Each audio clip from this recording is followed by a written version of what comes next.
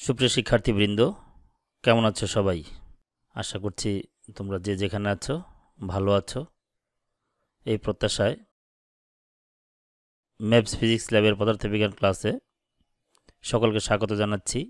আমি মোহাম্মদ আবুল বাশার, সহকারী অধ্যাপক, ইসলামিয়া সরকারি কলেজ, সিরাজগঞ্জ। প্রিয় শিক্ষার্থীরা, আজ আমি পদার্থবিজ্ঞান প্রথম পত্রের চতুর্থ অধ্যায় অর্থাৎ নিউটনীয় বলবিদ্যা অধ্যায় থেকে কিছু গুরুত্বপূর্ণ বিষয় আলোচনা করব। আজকের পাঠ শেষে তোমরা নিউটনের গতিসূত্রের ব্যবহার করতে পারবে, ভরবেগের সংরক্ষণশীল সূত্র প্রয়োগ করতে পারবে। নিউটনের গতিসূত্রের ব্যবহার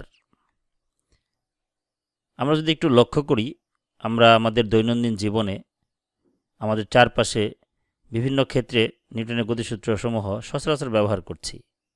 আমরা হয়তো এই বিষয়টি নিয়ে আগে চিন্তাই করিনি। একটু ভালোভাবে খেয়াল করলেই বুঝতে পারবে যে আমরা আমাদের চারপাশে অনেক ক্ষেত্রেই এই গতিসূত্রগুলো ব্যবহার করে আসছি। এটা আমাদের অজান্তেই হয়ে যাচ্ছে। যেসব ক্ষেত্রে আমরা নিউটনের গতিসূত্রসমূহ ব্যবহার করে থাকি তাদের কয়েকটি ঘটনা আমি এই স্লাইডে আলোচনা করতে চাই। এদের মধ্যে রয়েছে ভূমির উপর দাঁড়ানো, সোজা হয়ে হাঁটতে না পারা, ঘোড়ার গাড়ি টানা, নৌকার গোন টানা, বন্দুকের গুলি ছোড়া এবং মহাশূন্য অভিযানে রকেটের গতি। এই 6টি বিষয় নিয়ে মূলত আজকে আমি আলোচনা করব। বিভিন্ন ক্ষেত্রে আমরা কিভাবে নিউটনের গতি বিষয়ক সূত্রগুলো ব্যবহার করে থাকি। প্রথমেই ভূমির উপর দাঁড়ানো। তোমরা নিশ্চয়ই জানো আমরা ভূমির উপর কিভাবে দাঁড়াই। পাশের চিত্রটি ভালোভাবে লক্ষ্য করি তাহলে বুঝতে পারবো আমরা ভূমির উপর যখন সোজা হয়ে দাঁড়াই, ভূমিও আমাদের উপর একটা প্রতিক্রিয়া বল প্রয়োগ করে। এখানে দেখা যাচ্ছে ডব্লিউ হচ্ছে ক্রিয়াবল, অর্থাৎ আমার ওজন যেটা সেটা খাড়া নিচের দিকে ক্রিয়া করবে, এবং একই সাথে মাটি আমার দেহের উপর আমার ওজনের সমান একটা প্রতিক্রিয়া বল আমার ওজনের বিপরীতে অর্থাৎ খাড়া উপরের দিকে প্রয়োগ করবে। আর এই জন্যই আমরা সোজা হয়ে মাটির উপর দাঁড়াতে পারছি। আমরা মাটি থেকে নিচের দিকে পড়ে যাই না বা মাটি থেকে উপরের দিকে উঠে যাই না, কারণ আমাদের ক্রিয়া এবং প্রতিক্রিয়া বল সমান থাকে। সোজা হয়ে হাঁটা যায় না কেন? তোমরা কি কখনো চেষ্টা করে দেখেছ যে সোজা হয়ে হাঁটতে পারা যায় কিনা? তোমরা নিজের একটু চেষ্টা করে দেখতে পারো যে সোজা হয়ে হাঁটা যায় না। আমরা যখন সোজা হয়ে হাঁটতে চাই তখন মাটির প্রতিক্রিয়া বলের কোনো উপাংশ সামনের দিকে থাকে না, ফলে আমরা সামনের দিকে আগাতে পারি না। আমি সোজা হয়ে দাঁড়ানোর যে চিত্রটি সেই চিত্রটি দেখাচ্ছে এখানে। আমরা যদি সোজা হয়ে হাঁটতে চাই ঠিক একই রকম ঘটনাই ঘটবে, অর্থাৎ আমাদের ওজন খাড়া নিচের দিকে ক্রিয়া করবে এবং মাটির প্রতিক্রিয়া বলও খাড়া উপরের দিকে ক্রিয়া করবে, ফলে এই আরের কোনো উপাংশ আমাদের সামনের দিকে থাকবে না। সেই জন্য কিন্তু আমরা সামনে যেতে পারি না, এই জন্য আমরা সোজা হয়ে হাঁটতে পারি না। তাহলে আমরা হাঁটি কিভাবে? আমরা হাঁটার সময় আমাদের পিছনের পা মাটির সাথে কিছুটা তির্যকভাবে স্থাপন করি। যেহেতু মাটির সাথে তির্যকভাবে স্থাপন করছি, ফলে সামনের দিকে মাটির যে প্রতিক্রিয়া বল তার একটি উপাংশ পাওয়া যায়। এখানে দেখা যাচ্ছে, চিত্রে দেখা যাচ্ছে, এটা হচ্ছে আমাদের প্রতিক্রিয়া বল, মাটির প্রতিক্রিয়া বল। আমরা যেহেতু বলটা প্রয়োগ করছি এইভাবে মাটির উপর তির্যকভাবে, ফলে মাটির প্রতিক্রিয়া বলটা প্রয়োগ করছে তার বিপরীত দিকে, অর্থাৎ আমাদের পা বরাবর।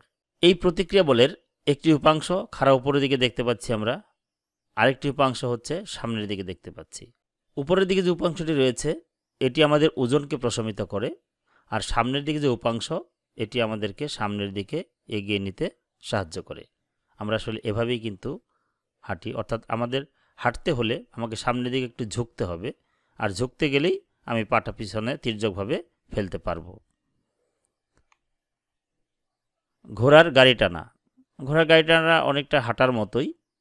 গাড়ি টানার সময় ঘোড়া পিছনের পা মাটির উপর তির্যকভাবে নিচের দিকে বল প্রয়োগ করে, এখানে চিত্রে দেখা যাচ্ছে, ফলে মাটির প্রতিক্রিয়া বলও উপরের দিকে তির্যকভাবে ক্রিয়া করে।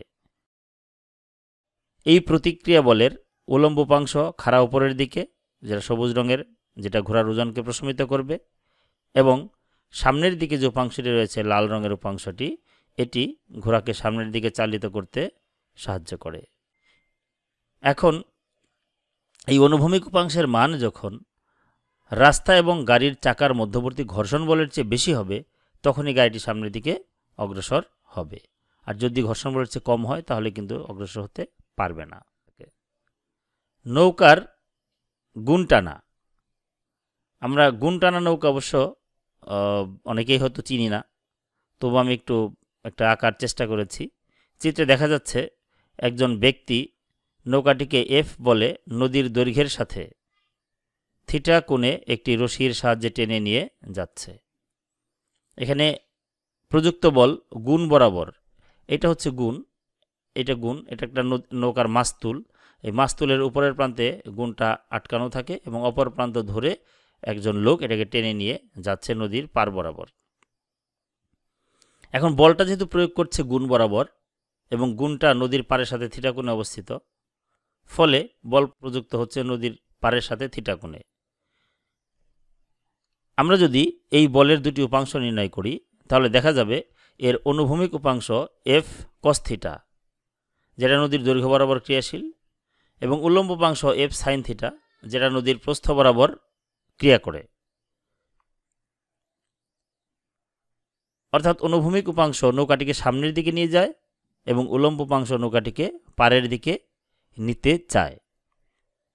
নৌকাটি কি পাড়ের দিকে যায় নাকি সামনের দিকে যায়? বাস্তবে আমরা কি দেখতে পাই? আমরা বাস্তবে দেখতে পাই নৌকাটি সামনের দিকে যায়, কিন্তু পাড়ের দিকে যায় না কেন?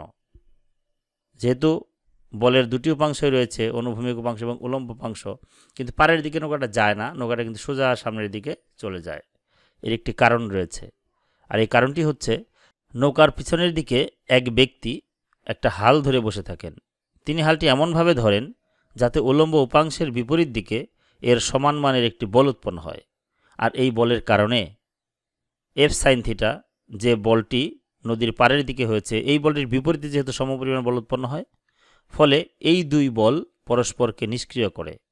আর এই জন্য নৌকাটি পাড়ের দিকে না গিয়ে নৌকাটি সোজা সামনের দিকে অগ্রসর হতে দেখা যায়।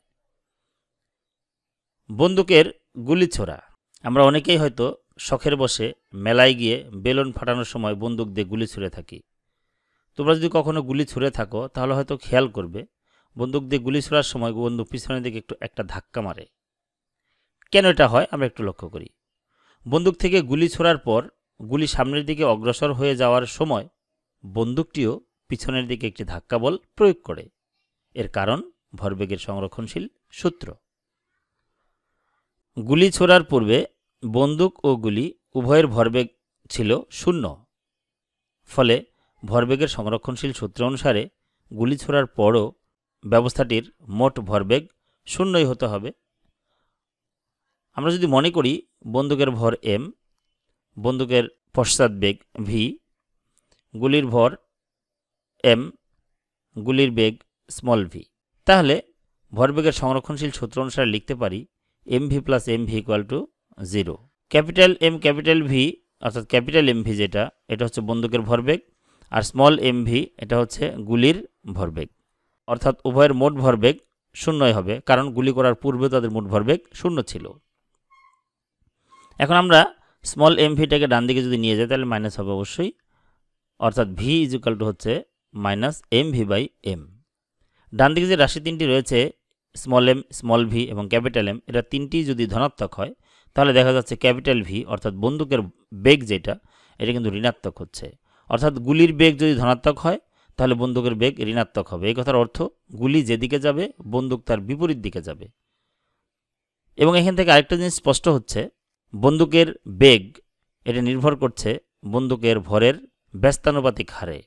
অর্থাৎ বন্দুকের ভর যত বেশি হবে বন্দুকের পশ্চাৎবেগের মান তত কম হবে, বন্দুকের ভর যত কম হবে পশ্চাৎবেগের মান তত বেশি হবে।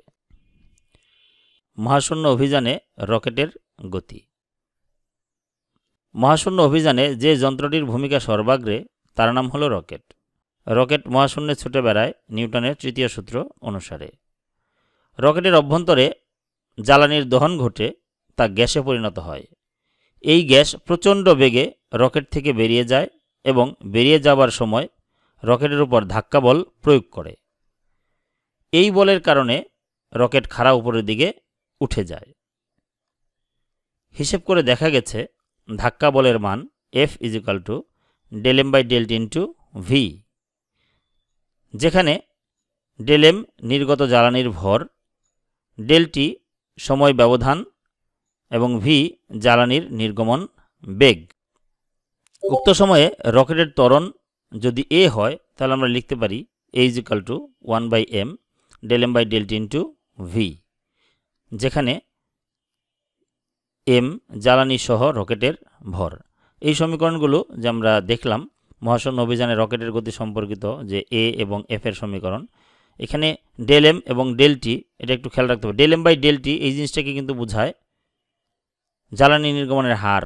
∂m/∂t এই জিনিসটাকে বা এই রাশিটিকে আমরা জ্বালানি নির্গমনের হার হিসেবে উদ্দীপকের সময় দেখতে পাবো।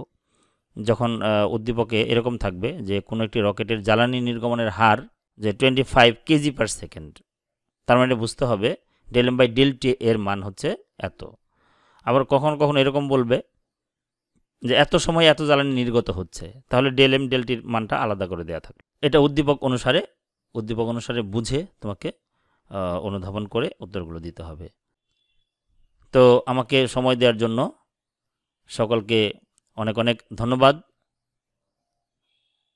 সবাই ভালো থাকো, সুস্থ থাকো, এই প্রত্যাশায় শেষ করছি। আল্লাহ হাফেজ।